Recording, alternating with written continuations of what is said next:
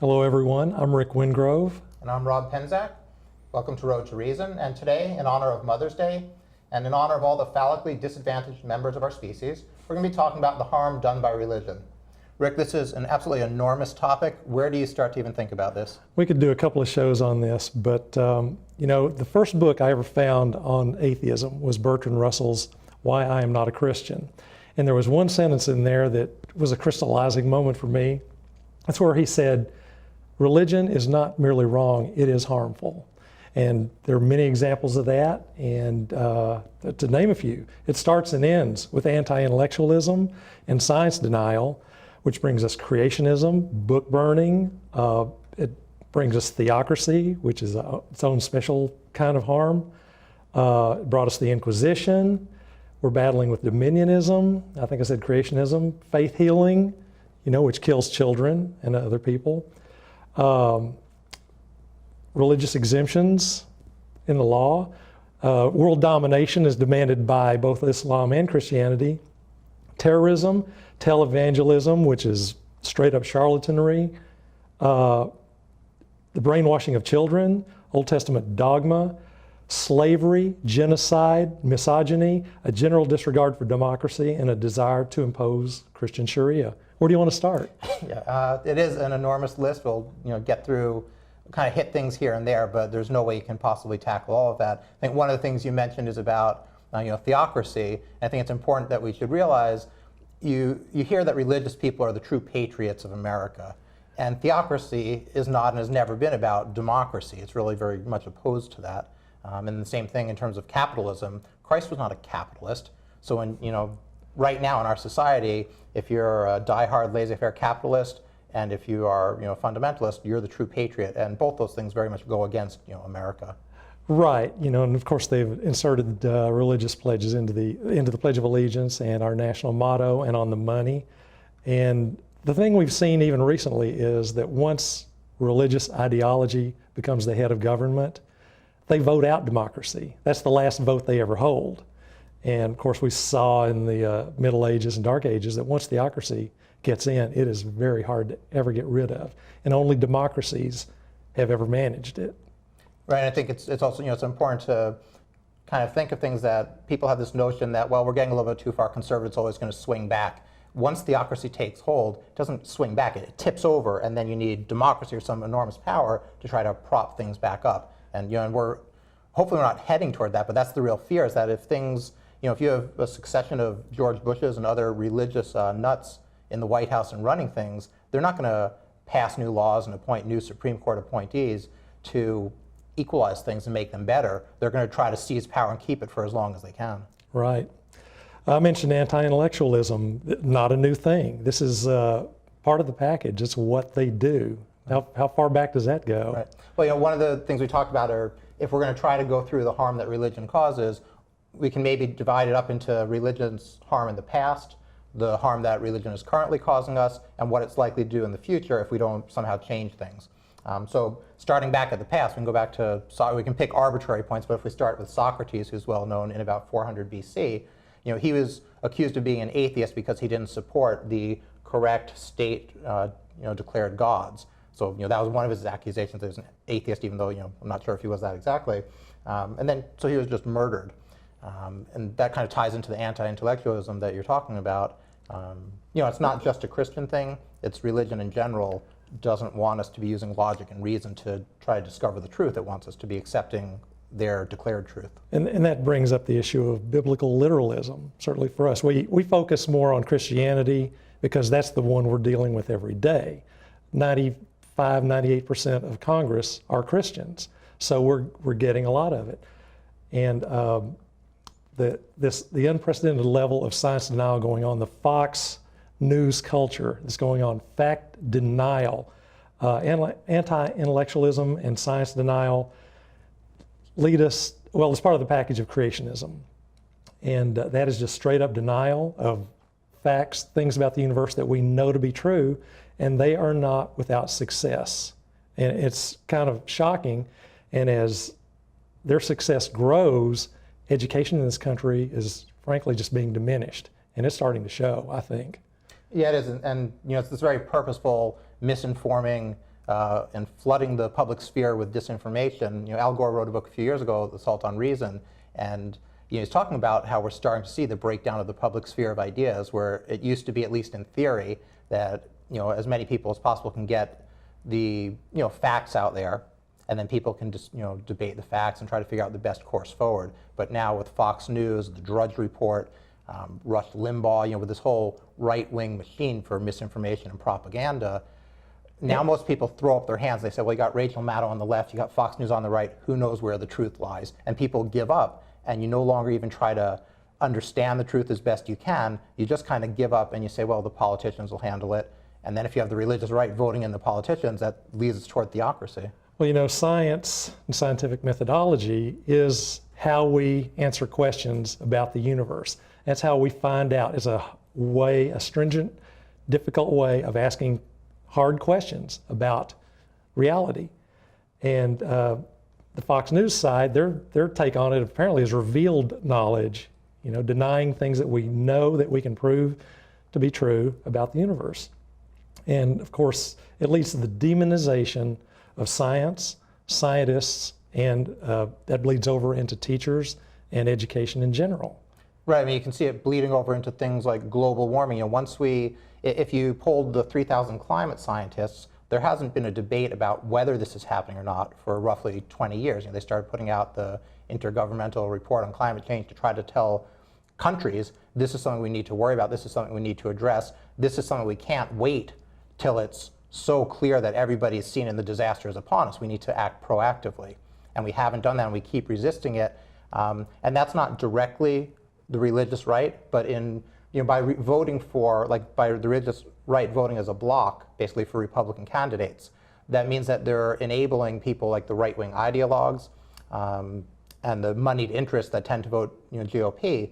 They now have a bloc that they can do whatever they want, and they can start to ignore reality. So if you have the Koch industries pumping out propaganda through Fox News constantly, a lot of well-meaning people, if there's any well-meaning people that still watch Fox News, but that whole portion gets inundated with this misinformation day in and day out, and they can't make rational decisions. And of course, Congress is infested with people like that. A standout example, and I think probably everybody's seen this footage by now, of Paul Brown, Republican, I forget what state, on the House Science Committee, who said, and I'll paraphrase, that evolution and the Big Bang are lies from the pits of hell. A man on the Science Committee of the U.S. House of Representatives, a young Earth creationist in a position of power in this country. It's alarming. It'll certainly do harm, and it shouldn't be tolerated, certainly. And we need to vote people like this out. Right. I think people that aren't either in the atheist community or just aren't activists by nature, they're busy, they have their kids, they're going about their lives, they're doing their jobs. I don't think very many people are as aware that our leaders are so far off base with, let's say, the scientific community. And we just trust that people who are running the show, if global warming is real, they're going to address it. If Head Start is a good thing that helps kids get ahead, then they'll make sure that it gets funded. One of the things that's happening right now with the sequestration is that I think 70,000 kids in one area got bumped off Head Start. So it really matters if religion tells, if the pastors and the priests get to say, hey guys, we need to vote in Republicans because they're going to help us bash the gays and get rid of women's rights. So you got to vote them in. That's allowing those people who have that political party that has its own ideological cause to implement anti-educational policies that may or may not have anything to do with the religious right agenda. Yeah, and it's not just anti-educational. There's anti-woman and anti-sexual, anti-gay, pretty much anti-everything. The party that speaks so much about freedom apparently only means freedom to own guns. Everything else, women's bodies can be controlled by government. So their claims to be pro-life are laughable, and pro-freedom, again, laughable and ridiculous, demonstrably false because of the things that they support. Anti-intellectualism, again, is not new. It was enforced strongly by the Catholic Church, the Vatican, back during the Inquisition.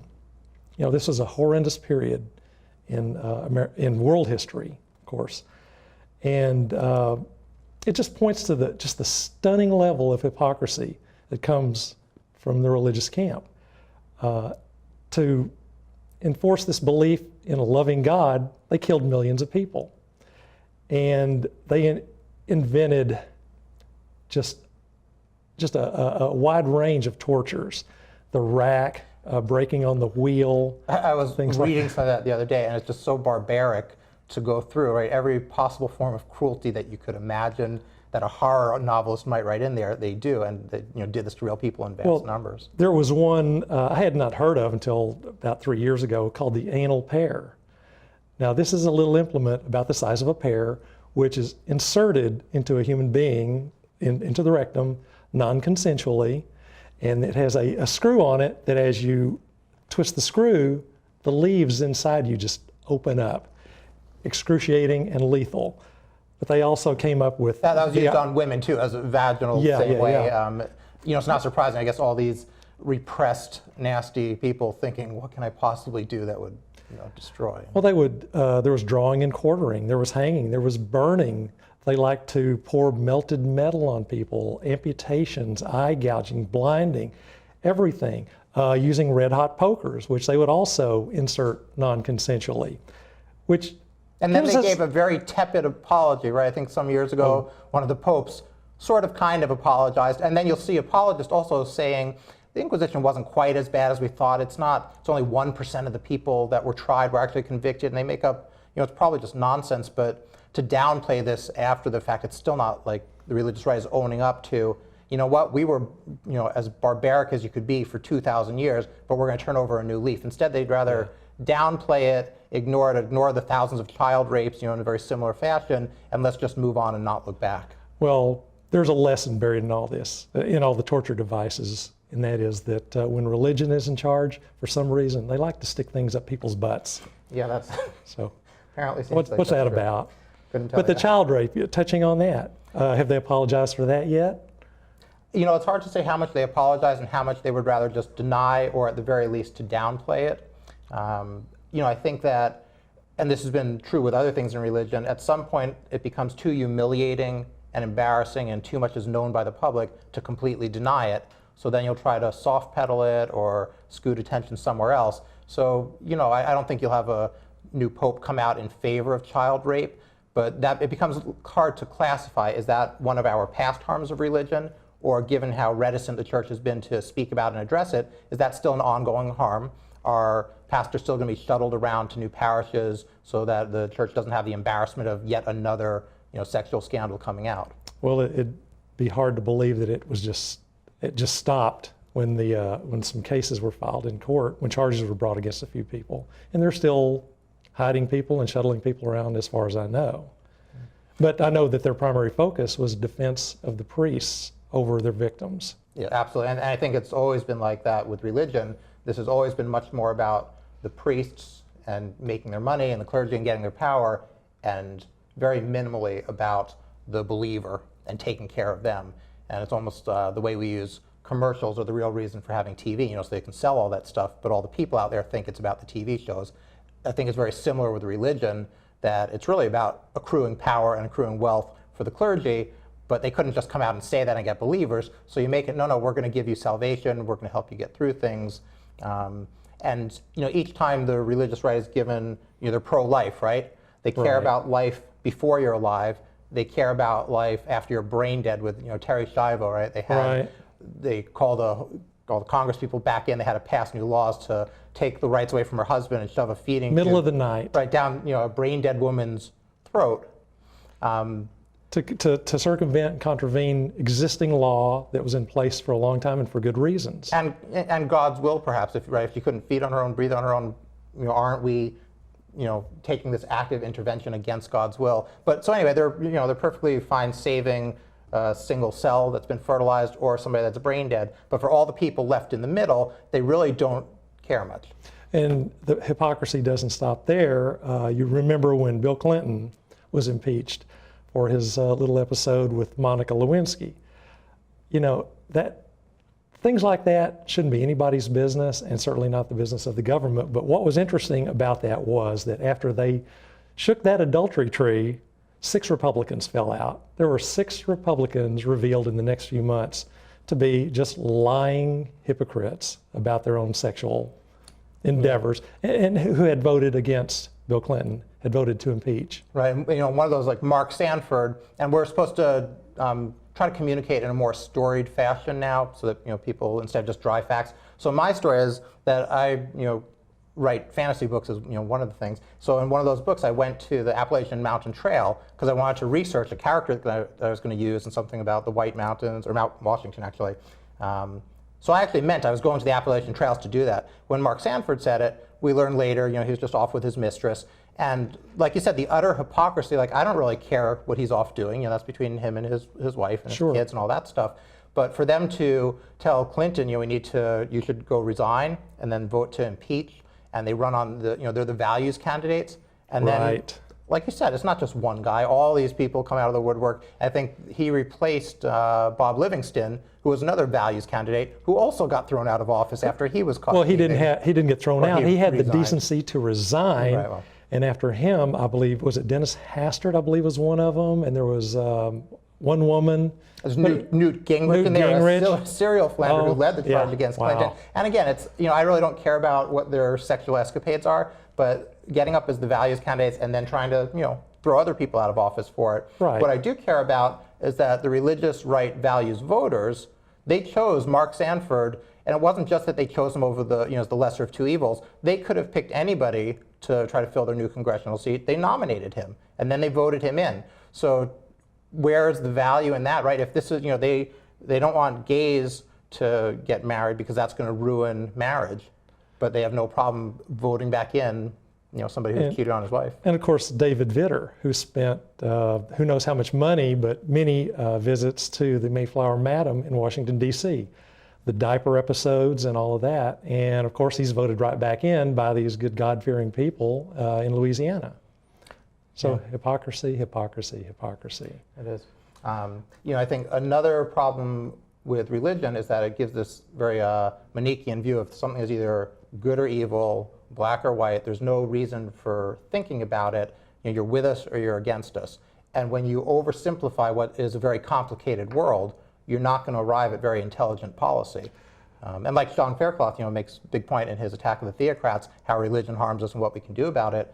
The policy that we enact, that's really going to embody the morality of our society. It really does matter. If we vote in people that are anti-education, our kids aren't going to get educated. If we vote in creationists and appoint them to high posts, then that's going to get transmitted to society. We're moving backwards through history when we do that. When we allow people, young Earth creationists, to hold positions of responsibility, especially on the science committee, where decisions are made that are important, where science gets funded. These people are just tying us down. Right, and you see it spills over. There's a lot of similarities between how religion operates and how the alternative medicine community operates, where your facts in the beginning, right? The Bible says we're 6,000 years old, so you have to go and contrive some way through science or pseudoscience to make it at least not humiliating and embarrassing to pretend that we're 6,000 years old.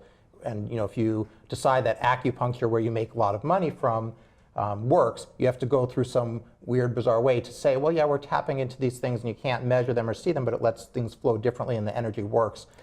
So again, when you start with your conclusion and then build the science or the facts to fit it, you end up with religion or bogus medicine. Right, you're in a situation where if something contradicts the Bible, the literal Bible, it must be wrong, it must be denied. Even things that are demonstrably true, things that we know to be for certain about the universe, have to be denied. And that will catch up at some point. I was going to say, one of the other things that religion leads to, an obvious big thing, is terrorism. Both Christians and Muslims, but got to say, Muslims hold the lead right now. And of course, they say it's not the religion, it is the religion. Right, and we have to, at some point, start believing what people say to some degree. If they, tell us that our God wants us to go destroy this, and they try to live their lives that way, it is going to affect their behavior. Now, I would separate out, I think that most people, most Muslims, most Christians, most Jews, I don't think are anything like that. I agree. But when you get people that are indoctrinated from childhood, I think it really does affect the way they think. And maybe instead of that being a 1 in a million case, if it's a 1 in 1,000 case, and we have 7 billion people in the world, you're going to have plenty of people that are willing to do barbaric things. But when they deny that it is the religion, I would argue that it's not only the religion, it's some of the most pure adherents, some of the strongest adherents to that religion who claim to be acting on behalf of their religion. And same with blowing up abortion clinics. Those Absolutely. aren't just wingnuts. Those are people that take their sacred text literally as God told them to take it, and they're doing what God or what their religious leaders are telling them to do. It's not just a random accident that this guy flips out. They're getting their targets from somewhere very clear. Right, and of course, some versions of biblical literalism lead to parents denying medical care for their children. You're a doctor. That must be a especially galling thing for you to see. Yeah, I mean, I've been practicing for over a decade, but yes, absolutely. The idea that we have good treatments for all, either for tumors or for whatever it is, for lots of different things that you could fix and address, and there's no reason for a child or adult in some cases to be suffering, to then have somebody else make the decision, no, leave them suffering because I believe in this. That's crazy, and I'm not sure where an embryo needs to have rights. So we want personhood legislation so that a zygote won't be abused. What about a teenager being abused or a young child being abused? Don't they have more rights than the zygote? Well, this is something I think that the right, these advocates for freedom and liberty, have not thought through, because can you imagine the police state that has to be in place to enforce the purity of women's vaginas so that when they conceive? How's that going to play out? How does that work? How's that enforced? And what does that imply for us just walking around? Right. And then also just the ignorance. You saw Mitt Romney during the campaign was at some town meeting, and some woman was trying to explain to him, if you adopt the legislation you're talking about, if you push for that, it's going to mean that birth control pills are outlawed. And to think that we have leaders that haven't gone through the effort to understand how the biology works enough so that they know what their laws are going to mean for people is, it's absurd and it's obscene. And, it's that whole anti-intellectualism thing where, if you go with your gut feeling like Bush, or you go with what somebody told you would be politically expedient for Romney, you end up with horrible legislation. And remember, half the people in the world are women. All these people are getting, terribly affected by these, legislation. You mentioned before the show that there are two ways that religion kind of harms practical solutions being reached on things. Or am I forgetting? Was I reading that wrong? No, you're probably remembering. I talked about that you have the religious ideas themselves. So if you read something in a Bible and then you see what the scripture tells you and you base laws on that, that can lead to the anti-gay laws, the personhood legislation, the anti-abortion stuff. As a separate thing, when this whole religious right tends to vote as a bloc, and if they're priests, this is not supposed to be allowed to happen, right? The churches aren't supposed to be able to tell them how to vote, but they do. Right. They should lose their funding and tax-free advantage, but they haven't. But when you get that whole religious right voting as a group to, they say, well, if you'll support our anti-gay legislation, our social issues, we will then do whatever you want. We'll vote you into office. So now you have right-wing ideologues who are still, fervently anti-communist and imperialist. They get to set the foreign policy. And when you have rich elites that want the top 1% to stay the top 1%, they get to enact their policies that are, against the kind of, all the welfare or social security net program for everybody. So it's not that these are necessarily Bible-based programs, but if you vote in the right-wingers, those are the policies you're going to get. Well, it's incredibly ironic that the religious right is so closely tied to the big money and the, just some things that are just so antithetical to Jesus, the alleged teachings. And right, Jesus was never a capitalist. He was not for the rich fat cat. He was a hippie. Everybody knows that. Barefoot hippie. Apparently illiterate because he never wrote anything down, but the things that people said that he said certainly would seem to contradict the capitalism and the treatment of the poor and the sick and gun ownership. How is that an issue for Christians on the extreme right? But I think one other thing that happens is when you have a very religious mindset, you're willing to kind of outsource that whole thought process. Where it's telling you realize that if you think too much, you're going to see all these incongruities between one of the Gospels and another, or you see all these different internal conflicts in the Bible. So you quickly learn that you can't overthink stuff. And it helps not to read too deeply in the Bible also, because you'll discover things like, I think it's 42 children being killed by a bear for teasing a bald man. There's talk about dashing babies' heads against a rock. There's a verse in there about God rubbing feces in somebody's face. There's just crazy stuff in there. And using that to get your morality, another big issue is if you say that this is the source of our morality, first you see all, there's just all those nasty things in there.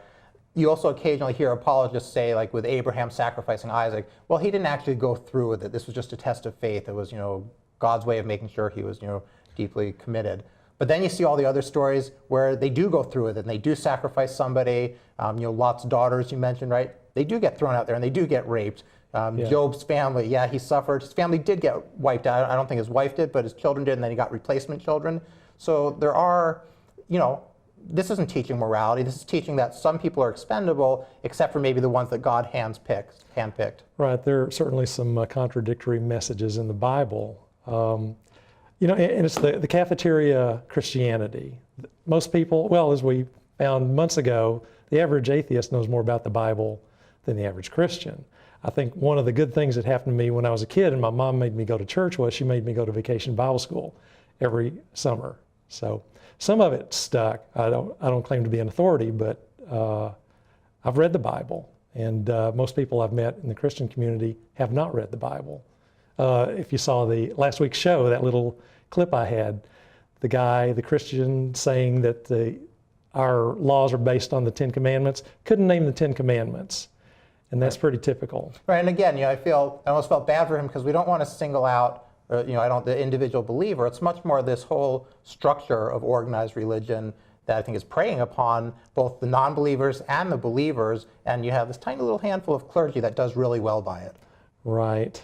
So there's plenty of harm caused by the Bible. I think we could continue on this subject for hours, literally, but sadly, we are just about out of time. Just about. Please check out our YouTube channel and look for us at Road to Reason. Like us on Facebook, and read your Bible. And also start to send in comments either through phone calls or we'll leave some commentaries on the websites. And we'd like to hear from you to know what we should talk about, and we'll try to address your concerns. And stay tuned because we are going to be going live and having call-in, so stay tuned.